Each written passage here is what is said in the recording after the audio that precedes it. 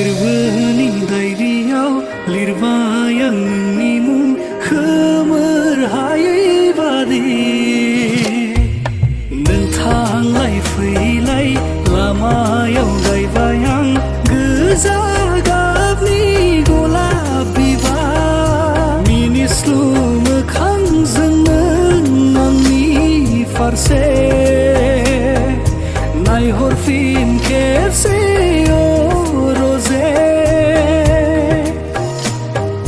रिजि रिजि हाथाइजों नों आंनि फारसे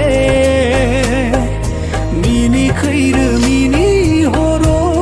रजे